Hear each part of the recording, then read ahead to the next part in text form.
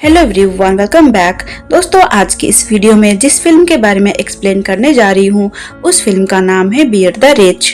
दोस्तों, फिल्म की शुरुआत में हमें दिखाया जाता है बेन नाम का एक लड़का जो अपनी गर्लफ्रेंड एलन के साथ रेगिस्तान के बीच में खुद बनाए हुए एक टिन ट्रक में रहता है और यहाँ पर रहते हुए उसे कई साल हो गए हैं। लेकिन आज एलन पढ़ाई के लिए सिडनी जा रही है।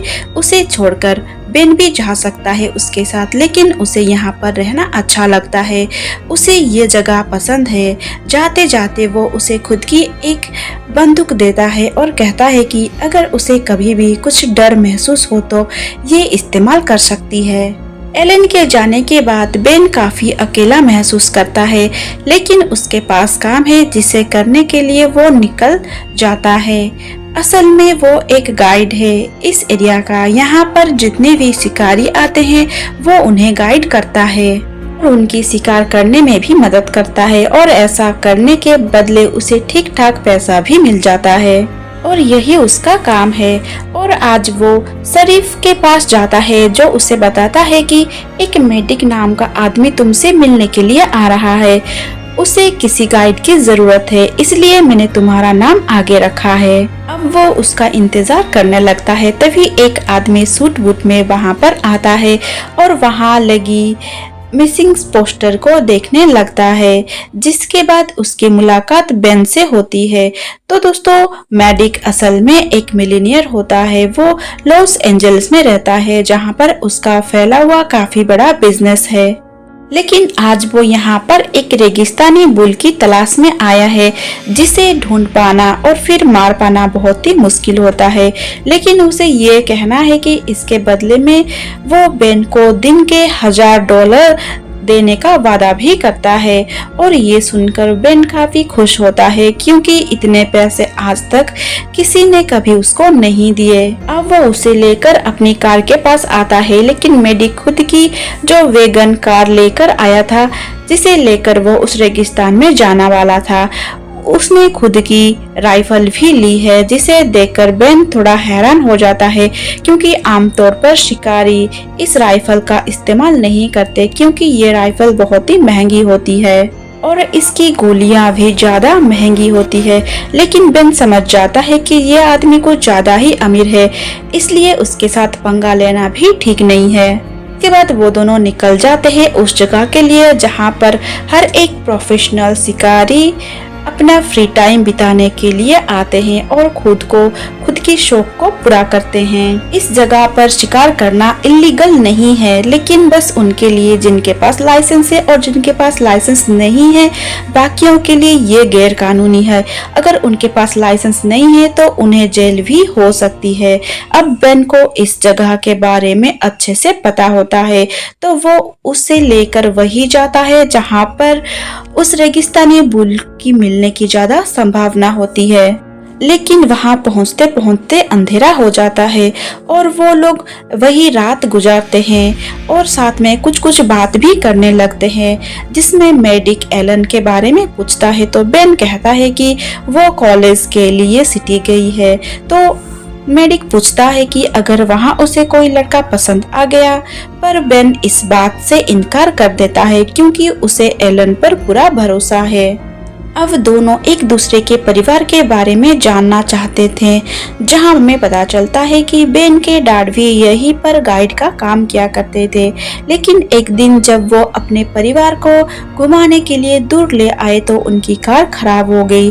फिर क्या था, हमने कई दिन तक मदद की इंतजार किया लेकिन कोई नहीं आया। मेरी मम्मी खुद की लिपस्टिक मेरे मुंह पर लगाती रही, जिसकी वजह से मैं हीटिंग से बच गया, लेकिन उनकी मौत हो गई और डैडी की भी मौत हो गई। उसके बाद मैंने उनके काम को आगे बढ़ाना सही समझा।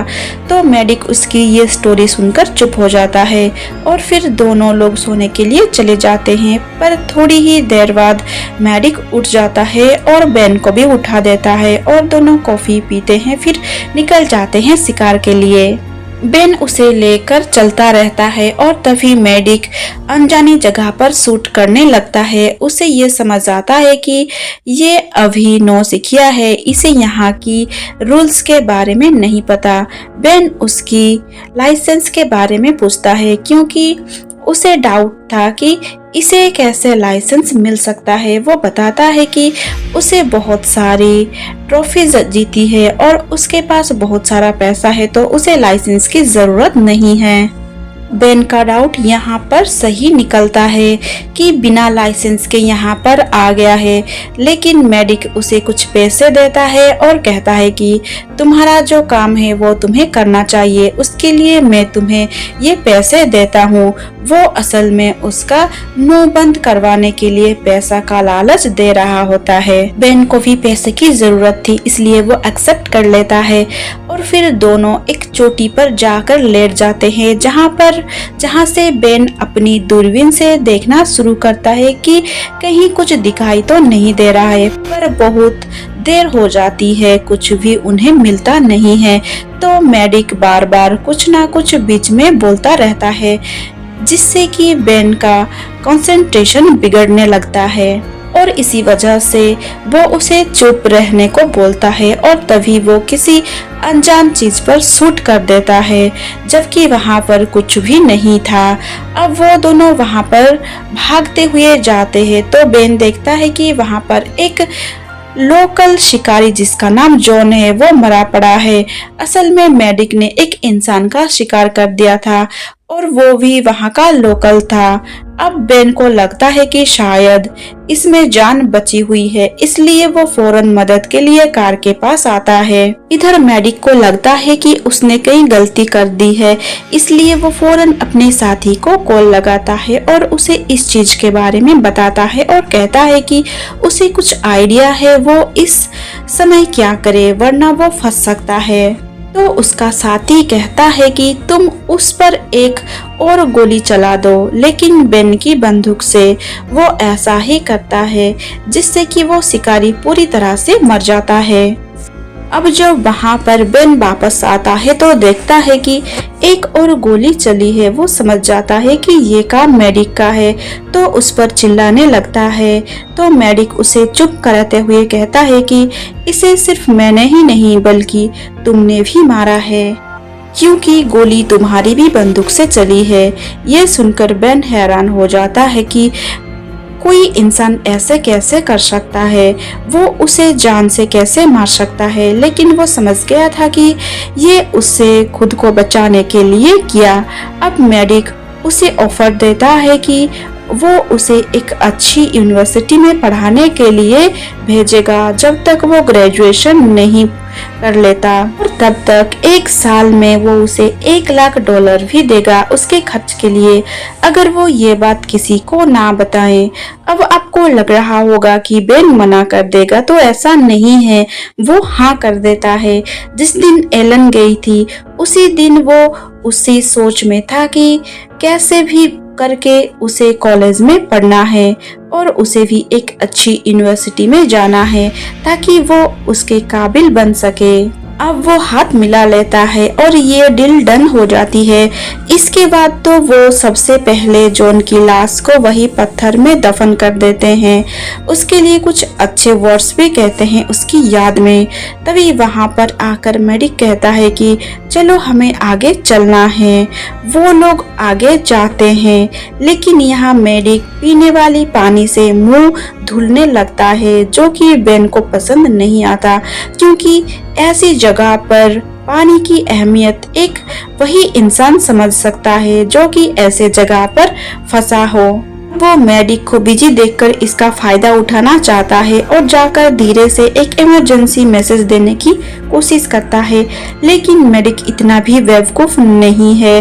वो उसे देख लेता है, उस पर बंदूक तान देता है और उसे डिवाइस को भी तोड़ देता है जिससे कि उसने मैसेज दिया था। तो यहाँ पर मेडिक उसे बहुत बुरा भला कहता है और चिल्लाते हुए बोलता है कि हमने डील करी थी लेकिन तुमने उसे तोड़ दिया, और ऐसे लोग मुझे बिल्कुल पसंद नहीं है जो डील तोड़ देते हैं। और इसलिए अब जैसा मैं कहूँगा वैसे ही करना पड़ेगा। सबसे पहले तो तुम अपने कपड़े उतारो, जितने भी तुमने पहन रखे हैं वो बंदूक की नोक पर होता है और इसलिए उसे ऐसा करना पड़ता है।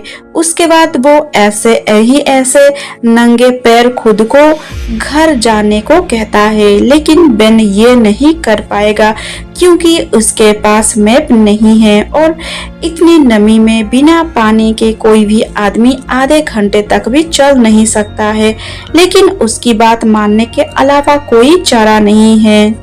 इधर मैडी को ये अच्छे से पता है कि उसे बेन को मारने की जरूरत नहीं है, वो तो ऐसे ही चलते चलते मर जाएगा, जिससे कि जॉन का खून का इंजाम पूरी तरह से उसके ऊपर आ जाएगा कि वो उसका खून करके भाग रहा था और मारा गया।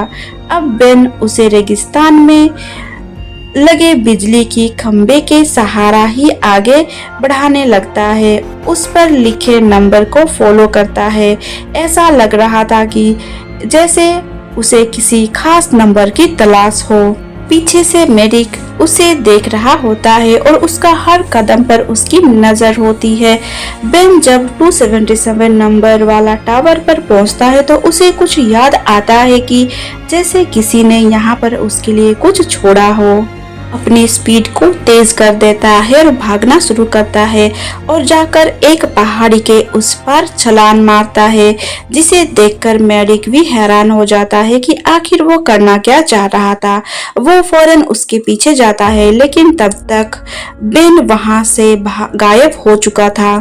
वो अपनी कार लेकर फौरन उसके करीब जाता है तो वहां हम देखते हैं कि बेन एक खाई के अंदर जाने की कोशिश कर रहा है, जो कि पत्थरों के बंद कर दी गई है।